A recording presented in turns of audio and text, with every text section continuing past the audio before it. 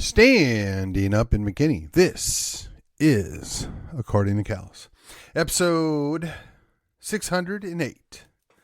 608, coming to you on the 26th of March, the year of our Lord 2024. Today is, or it should be, a Texit Tuesday. However, I think it's going to be more of a Texas Tuesday. No fear, because we're going to cover both. And before we get to it, before we get to the meat of the program, if you will, let me remind you the best way that you can help me continue to grow the show, to be heard, to make a difference, is to like, share, and subscribe to this podcast. Every little bit helps. And, well, technical difficulties here. Here we go. I've got a page and a group over at Facebook. I have the pro status over at Gab. And yes, I still drop in at MeWe. And to the best of my knowledge, I'm still available through YouTube. With that, let me remind you that subscription, that follow helps. It overcomes the algorithm. Yes, we've been having some algorithm fights the last couple of weeks. Of course, me being late and or missing shows probably didn't help that matter, but here we are. We're not going away. We're not giving up. We're not throwing in the towel yet. There's still a lot worth fighting for. So here we go on with the show. The way forward, or why forward, right? Well, why do we still talk about this? Why do we keep working on this? It's like I say, I try extremely hard to stay positive. I try and grin and bear it, move forward, kind of the the British way. And I say that only half-heartedly, because in many ways, we Americans, we don't know about the hardships. We don't have a relevant history of what it's like to be invaded and tormented. I guess we should count our blessings. I guess we should be happy about that. But that's bred a certain amount of arrogance, a certain amount of complacency. It's inbred the notion that we are invincible and we have nothing to fear. And I'm here to tell you that is not the case. If you look what's been going on in the last 3+ years, there has been a migration/invasion going on. We have done nothing about it. Oh, yes, I mean, we put on a show about moving people from point A to point B, but they're still in our country. They're still undermining our country.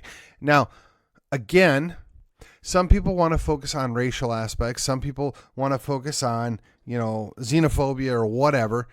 That's not what's at play here. A good number of these people that are coming here are coming for no good purpose.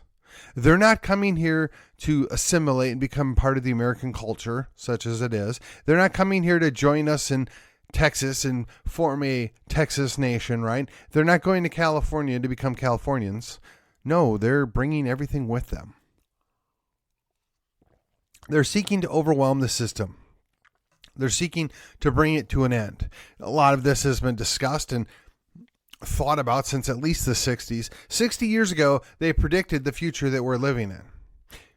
80 years ago, they made several great dystopian movies and novels and whatever else you want to call about it, that predicted and prophesied where we would be.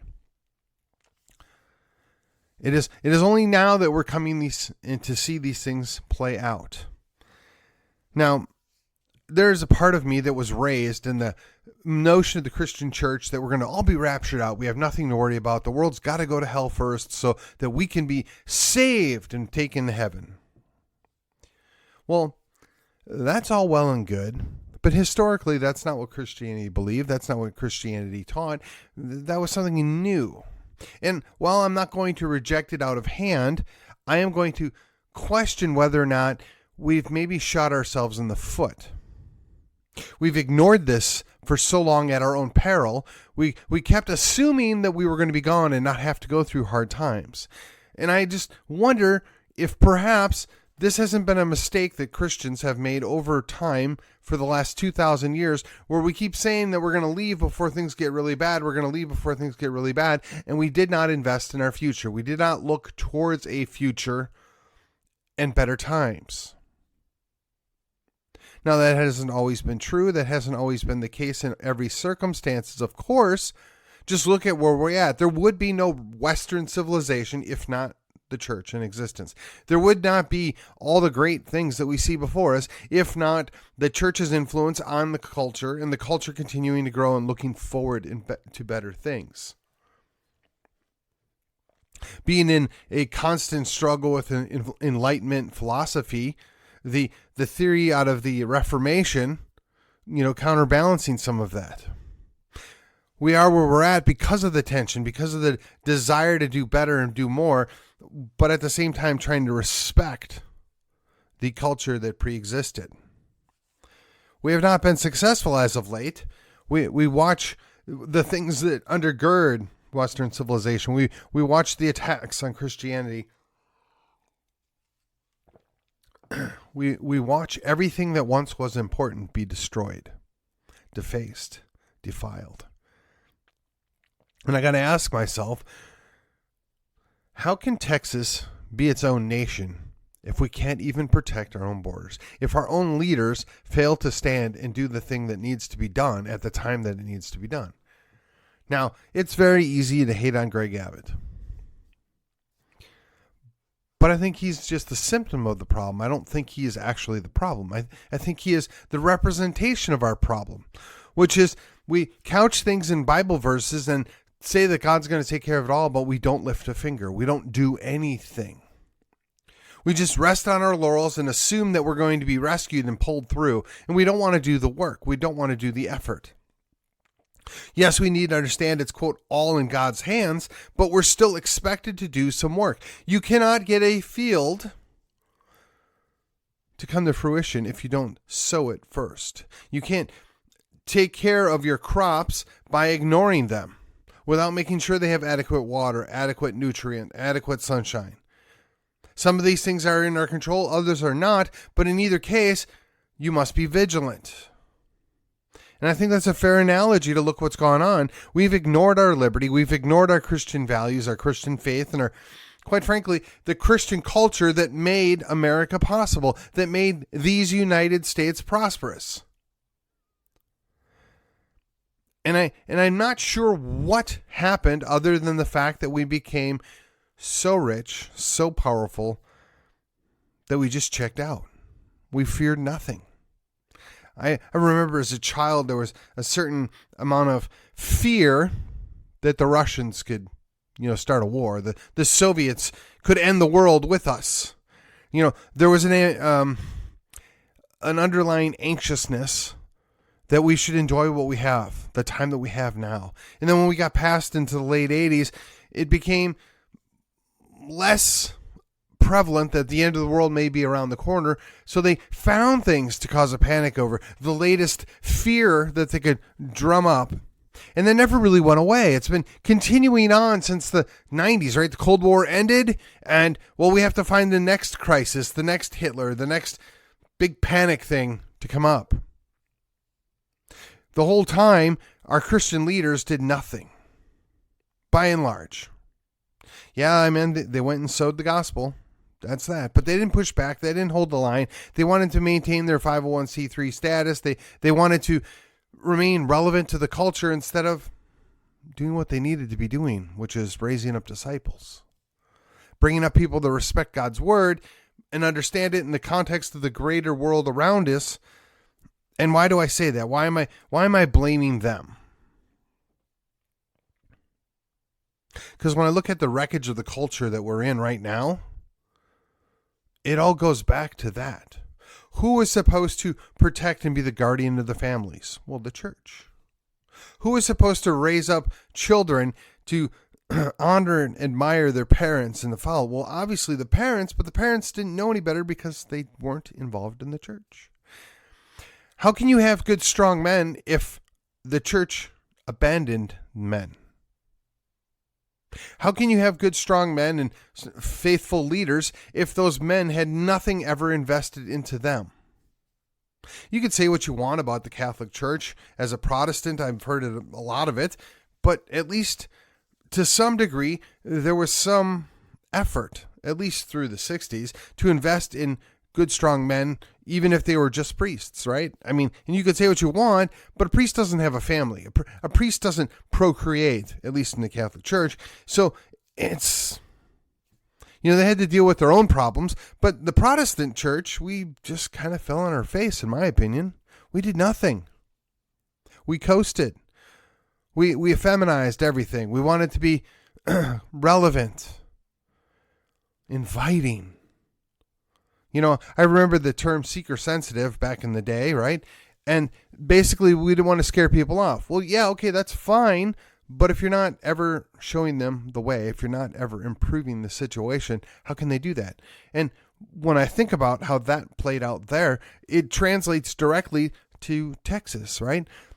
The mythical Texas of the past is hanging on by a thread in many ways. I came to Texas and I expected there to be the rugged individualistic people here. There is a lot of that, but quite frankly, a lot of those people are much older than I am. My generation down here is really not any significantly different or tougher, if you will, for lack of a better word, than we were in the Midwest. Now, I don't see a lot of them, thrilled with the California or the Northeast liberals, but they're not willing to throw down like I once expected. When I came down here, I expected the cowboy ethos, and it wasn't just the football game. Now, I'm not going to say it doesn't exist at all. I mean, there's still a whole lot of people that are quote unquote the good old boys, right? They're gonna take good care of you, look after your mom and your sister.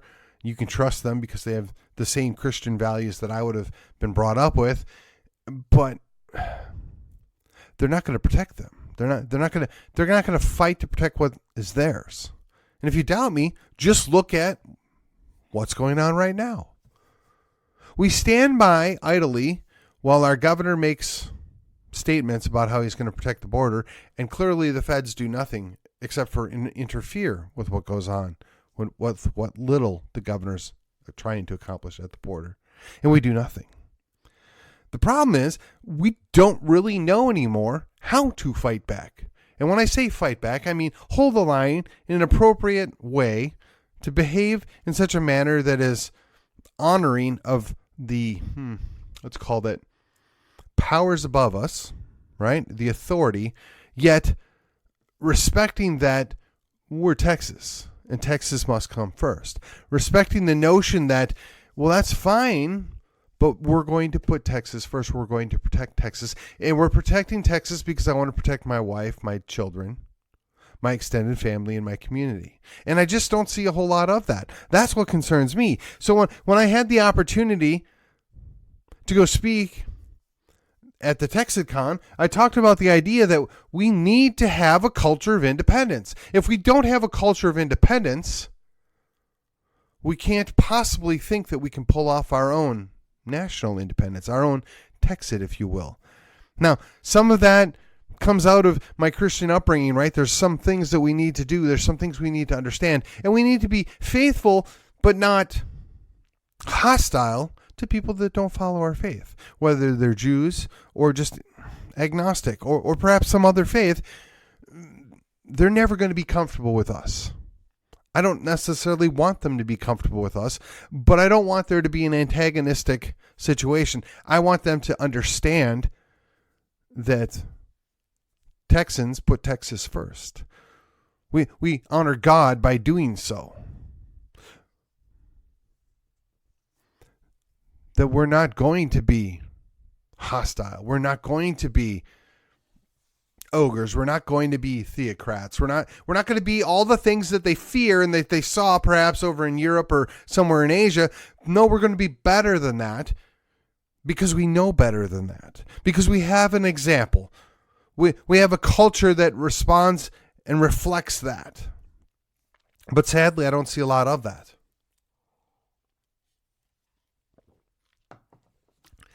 And I don't know how we fix it immediately. It's a time.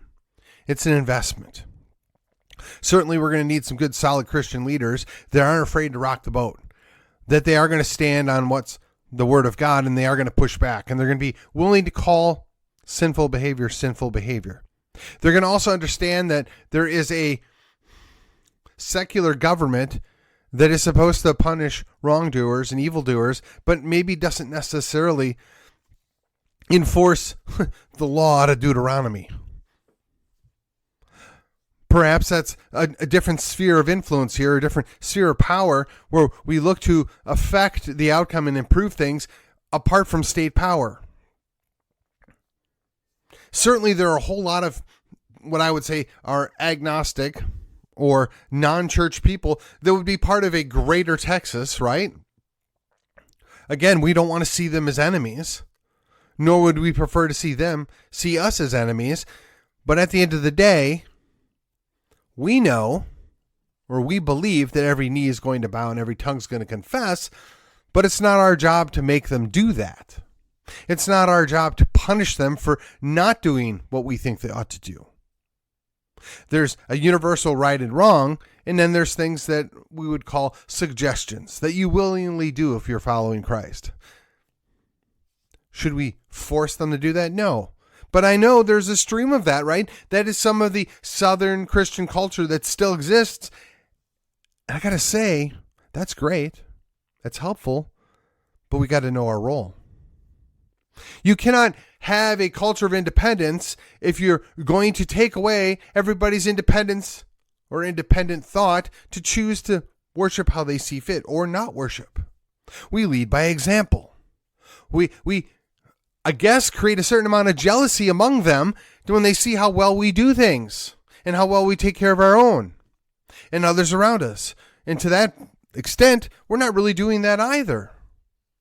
And I think it's because we've allowed those responsibilities been taken away from us.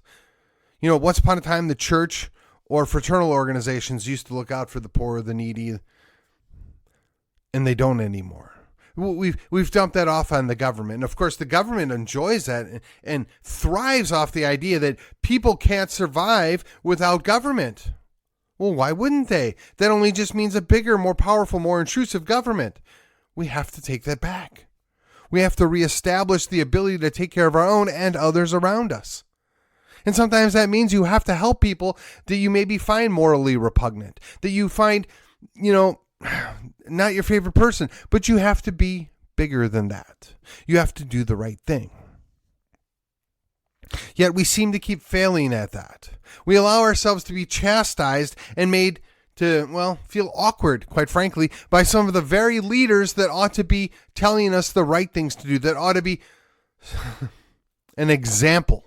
Instead, the wrong people.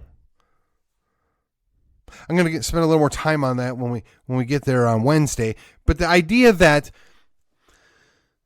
God can't use broken men, or women for that matter, is a foreign concept to anything biblical.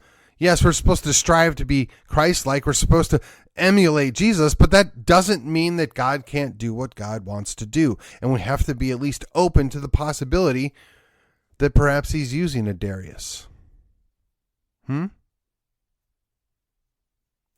Maybe there's another Nebuchadnezzar for a reason. We don't know. That doesn't mean we should willingly submit and bow to every edict. Clearly, there's many of examples of that very thing. Whether it's Daniel, Shadrach, Meshach, or Abednego, or the midwives of the Hebrew nation that was in Egypt. Right? These people knew what was right, and they stood at the correct time for what was right. Yet we're not told about those. We're told the Romans 13 mantra all the time. You should never question anything. Just do what you're told. Well, again, you cannot have a resilient, independent culture if you're always told to knuckle and do what you're told. Again, that falls on our leadership. If you look at why we fail, perhaps that's why. One last thing here that, in my opinion, ties directly into this. Good doesn't equal strong. And sometimes strong isn't always good. A valid criticism, if you will, of the current presidential candidate in the Republican Party is that he's a coarse man. He's a fallen man. He's done inappropriate things. He's been slimy. And my answer is, well, Yeah. What's your point? They all are. They all have been. We have not had a single good man run in my lifetime, with the exception of maybe Jimmy Carter. And former President Carter has got a lot of interesting notions and political problems in my book. But if we're looking at the idea of a good man, he's the only one that I'm aware of that might fit under that umbrella. And if you look how his term went and how things played out, it'd be good to say that a good man doesn't equal good leader. And we've had other good leaders that were not good men. Now, I shudder to come to the conclusion that some of those not good men that were quote unquote good leaders did good things. A lot of them did many bad things. I mean, you can go back to Lincoln, Wilson, FDR, LBJ, Nixon. There's a ton of guys that were our leaders that were strong men that did bad things. But sometimes you need strong men, even strong men that do bad things, to get things done. Things that you don't want to do.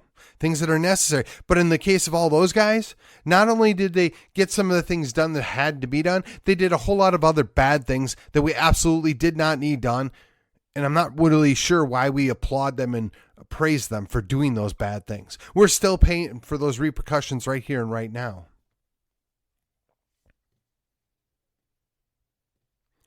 In my opinion, none of those guys are worthy of the accolades that we give them.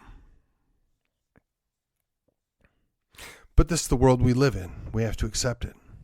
I'm in Texas because I think that's the last place to go. That's the last option we have. That's the last place we Americans can actually become Texians. For those of us that are not Texians, perhaps Tejano is the designation of choice. Don't know. Texans groups us all together. But we can all be Texans. Even if we're only Texans at heart, we know that culture of independence, that Christian nation, the values, all that stuff works together. We have to come together with a vision to go forward.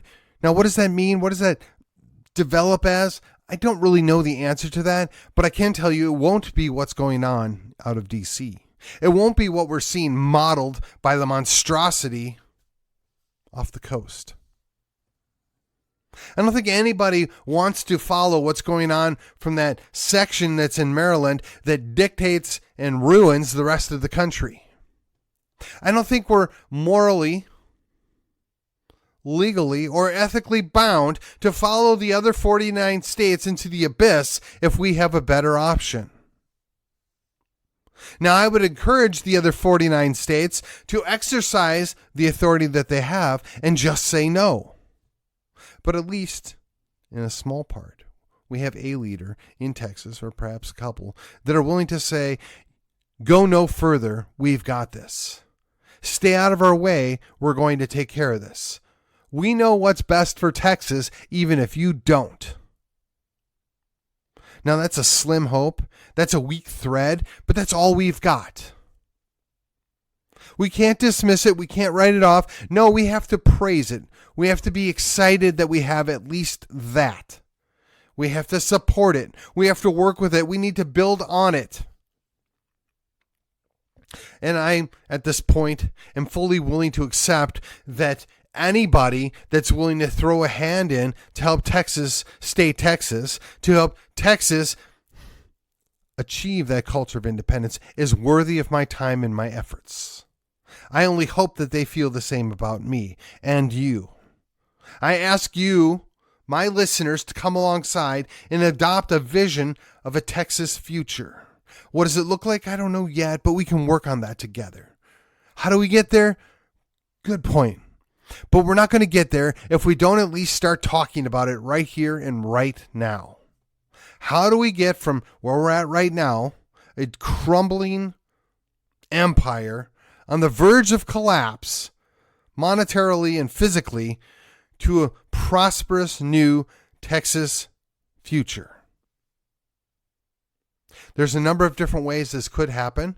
There's a number of different ways that it can legally happen. The question is, are we going to have the courage? Are we going to have the faith in ourselves, in our God, to see us through this to that future?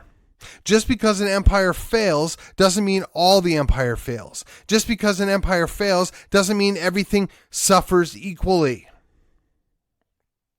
Indeed, the Eastern Roman Empire went on for another 10 centuries.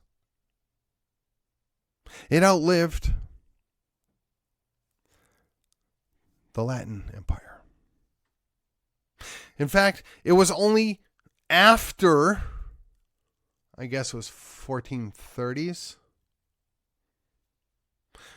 with the combined sacking from the former Western Empire, and the constant attacks from the Muslims, that it finally gave up the ghost and got sacked and finally collapsed.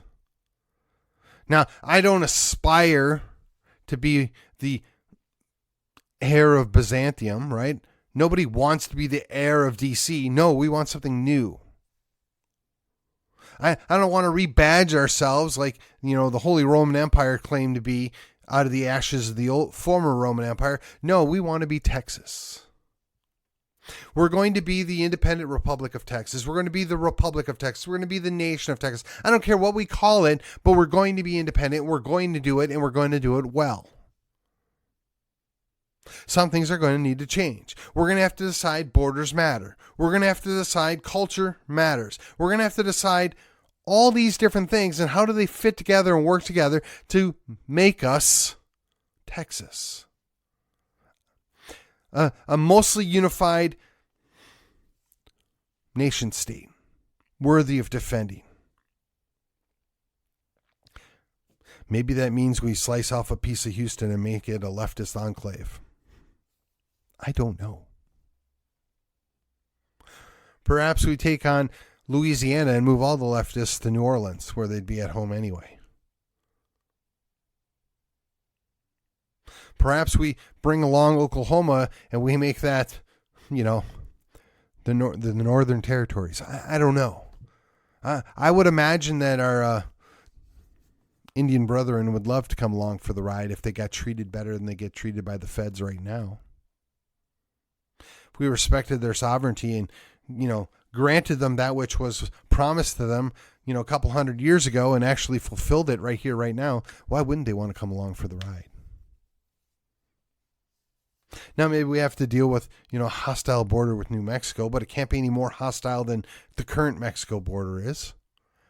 And I don't see where the former United States of America, whatever they might call themselves, they might keep the name, I don't see that they would see us as a hostile because we mean no harm.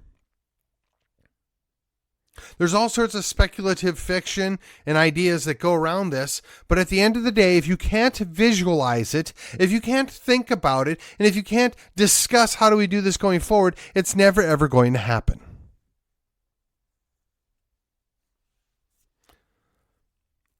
We did not sign a suicide pact, right?